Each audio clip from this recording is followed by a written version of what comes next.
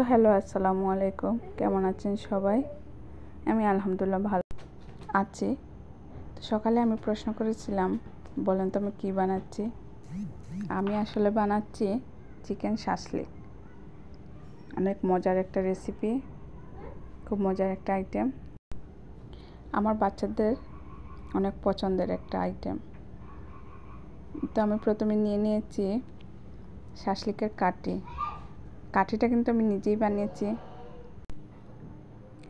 আমি কিন্তু এই চিকেন এবং সবজিটা সকালে ম্যারিনেট করে রেস্টে রেখে দিয়েছিলাম ফ্রিজে। সারাদিন ম্যারিনেট হয়ে গিয়েছে।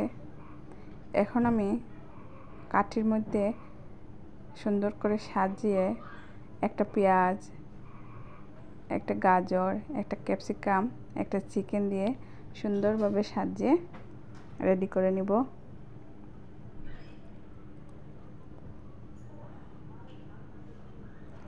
দেখেন, আমি কিন্তু একটা একটা করে সবগুলা কাটিতেই আমার শাসলিকের চিকেনটা এবং সবজিটা ভরে নিয়েছি। এখন চলে যাব ফ্রাই করতে। তো কড়াইয়ে আমি হালকা তেলে শাসলিকটা ভেজে নেব। অল্প তেল দিলেই কিন্তু হয়ে যায় এটা। শাসলিকটা রেস্টে রাখলে কিন্তু মশলাটা ভালোভাবে ভিতরে ঢুকে চিকেনের, খেতে খুবই ভালো লাগে। দেখেন, আমি কড়াইয়ে অল্প তেল দিয়ে উল্টে পাল্টে শাসলিকটাকে ভেজে নিচ্ছি। অলরেডি কিন্তু আমার শাসলিকটা প্রায় হয়ে গিয়েছে। দেখেন, আমি আবারও উল্টে পাল্টে দিলাম, এপাশ ওপাশ করে দিলাম যেন চিকেনটা এবং সবজিটা হালকা সিদ্ধ হয়ে যায় এবং ব্রাউন কালার চলে আসে। দেখেন, দেখতে কিন্তু অসাধারণ হয়েছে। আমার চিকেনটাও কিন্তু সিদ্ধ হয়ে গিয়েছে।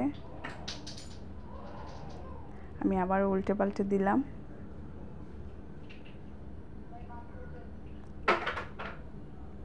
তারপরে আমি একটা একটা করে তেল থেকে উঠিয়ে নিচ্ছি। দেখেন, কত মজার একটা নাস্তা রেডি হয়ে গেল। আমার বাচ্চাদের তো অনেক পছন্দ। চিকেনের যে কোনো আইটেমই বানিয়ে দিলে আমার বাচ্চারা কিন্তু অনেক পছন্দ করে। আর চিকেনটা দেখেন এখানে সিদ্ধ হয়েছে, খুবই ভালোভাবে সিদ্ধ হয়ে গিয়েছে। খেতেও কিন্তু দারুণ হয়েছিল। তো ধন্যবাদ সবাইকে আমার ভিডিওটি উপভোগ করার জন্য।